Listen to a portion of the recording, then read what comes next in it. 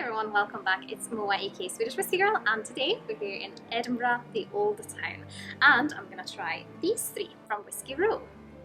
And of course, this is part of my series of hashtag support your local, because of course in these times it is very important to support your local, little, small companies or whoever you feel deserves it to help them survive these tough times. And I've chosen Whisky Row, and of course thank you to Whisky Row for sending me these little bottles to try. I'm very excited to do so because they're a local Edinburgh company. They also of course are under the name Glenmore Spirits, and they have their rare finds if you're interested in independent bottlings, and yeah, they do a lot of really interesting stuff, so I definitely think you should check them out. I'll put their website down in the description of course as well. But let's get to pouring these whiskies and I'll talk a bit more about them.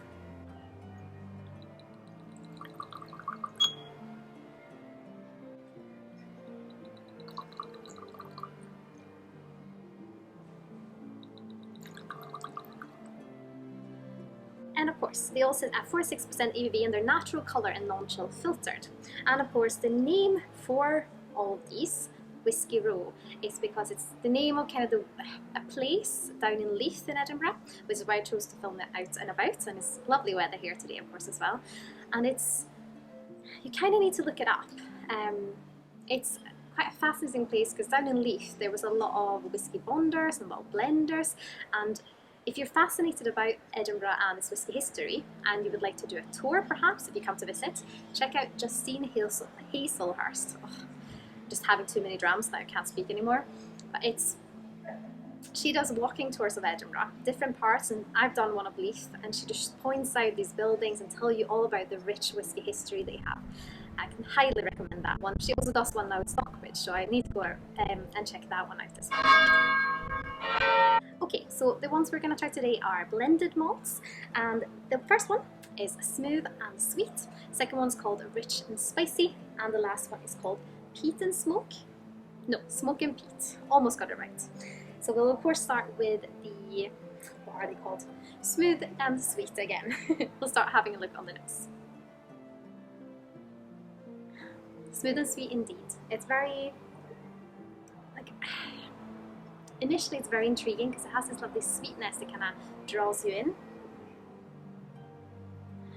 Quite fruity sweetness, a little bit floral,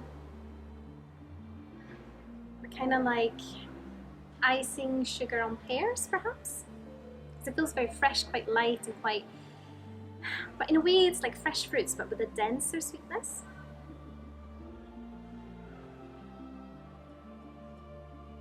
But yeah, it's the kind of nose I really like because it's, even though it's light, it still has a lot going on, like very kind of fresh fruits and very, it kind of makes my mouth water just nosing it. So let's have a little taste. Slangina.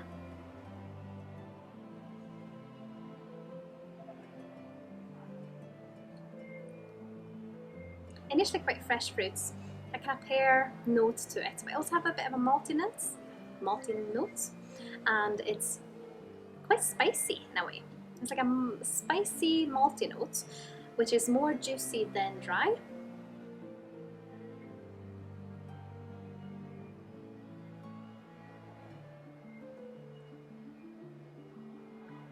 A little bit doughy. What is that spice? It's almost like a rye bread spice, and it has quite a nice texture, quite oily. And it is quite interesting because of course these batches, because they're quite a small company, they will change the ingredients from time to time. So it's one of those things that you'll get one batch that you might like more than the other, but always interesting to see what the next one's going to be. Yeah, a little bit waxy almost as well.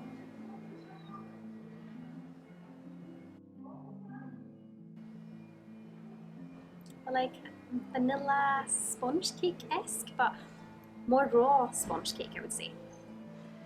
Spicier than expected, but still quite fresh and definitely makes my mouth water.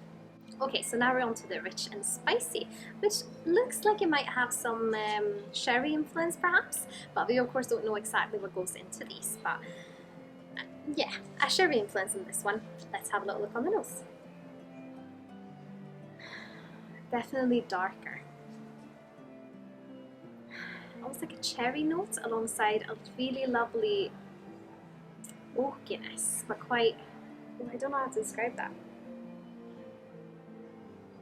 It feels like a fresh cherry and oakiness. So instead of the oak being dry or really, really fresh, it's just kind of there, supporting the cherry, like the fresh cherry notes. And that's cherry with CH and not sherry as in SH. It's more the fruit cherry. It is fruit, I think. Very pleasant, very kind of fresh, and in the same way as the first one, it just has this kind of fresh, juicy note. A little bit of leather. Doesn't feel overly spicy on the nose, maybe a hint of cinnamon. Almost like red apples as well. Let's have a little taste, Snangela.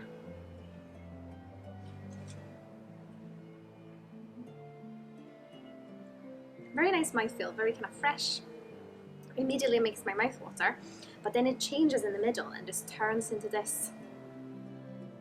It's not super spicy, but it's this kind of spice and tannins that come over you to only then soften out. Still that cherry note, it reminds me of Disaronno, so it's that kind of almond or cherry flavour to it, which is very pleasant.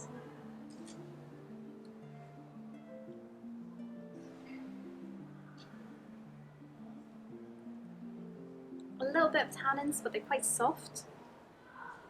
Yeah, like cherries and red apples, and maybe a slight leathery note because it's slightly dry, but it has a nice oakiness to it. But the oakiness feels more like a leather note, if that makes sense. I don't know, it makes sense in my head because it's just this imagery that just pops up. But it's very, very pleasant. I think what's so nice about it is that it's still so juicy. I'm just going to have a quick sip of the first one again, just to see if we can compare them. I don't know why, but it might be the smell of Old Town, but I thought of Chinese food, like sweet and sour sauce. Weird.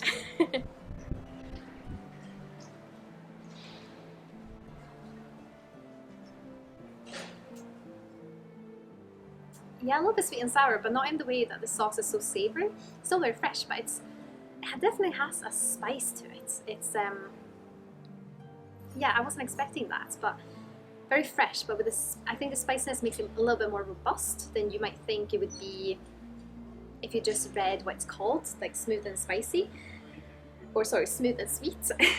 But it's a little bit more spicy, but I think a lot of people might appreciate that.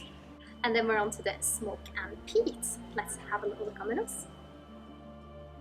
Ooh, it's a sweet smoke. Quite ashy, quite light. Could there be Caol Ila in this? It reminds me of Caol Ila, because it's quite sea breezy, but a light sea breeze. Might be because I have the breeze in my hair now, but it's that light sea breeze that's quite sweet and quite, it just makes you feel like you're standing on a beach, this soft breeze. It's not Isla hurricane, sorry. We're in the Old Town after all. Okay, now that the bells have quieted down, maybe a little bit, I mean there might be bagpipes, you never know in Edinburgh, but what was I saying? Does anyone remember? Sea breeze. Sea breeze.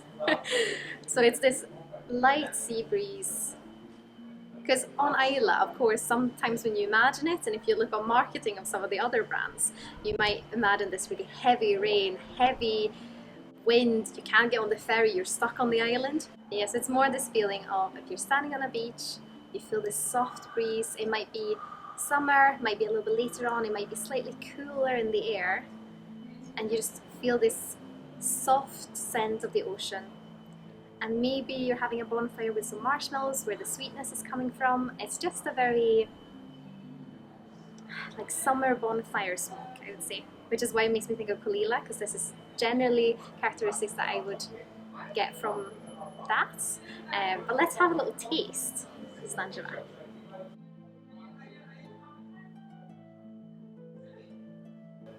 And the same experience on the palate. Soft. There's still a lot of smoke, but because it's that kind of summer evening bonfire smoke, it feels very pleasant. I mean, if you gave this to me blind, I would guess it's a really lovely Caol Ila, and it's yeah, it's perfect for today. I mean, they've all been lovely. If I had to choose one whiskey to suit today, because there is a soft breeze here in Edinburgh, it is quite hot, but we're in the shade now, and there is this soft, cooling breeze, and it would probably be this one that suits it.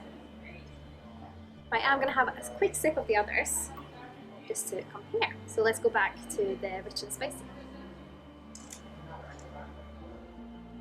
This is like kind of cherry, almost a serrano. It reminds me when I nose it of nosing a sherry cask. Or like if you have PX in a glass and you nose that, has this nutty raisin. I mean, it's a lovely nose, and the palate's just so fresh and kind of easygoing, I would say.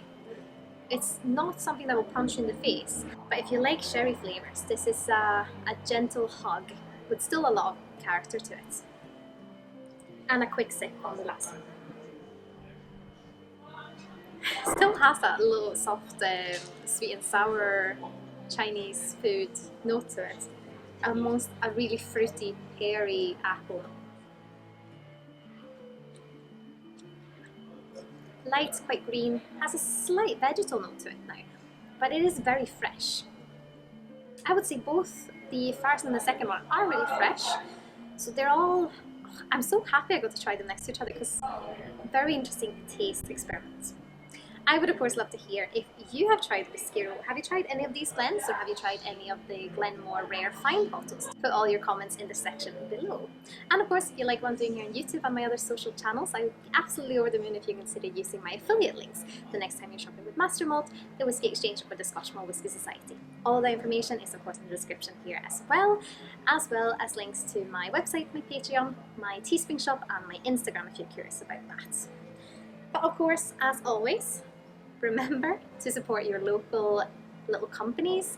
What is your local company? Please let me know. I love finding new ones. And of course, finding your local distilleries, local whiskey companies, or just other companies is a great way of finding new brands, or of course supporting the ones you already love. Please put your favorites in the description below so I can find them as well. But I hope you've all had an absolutely wonderful day.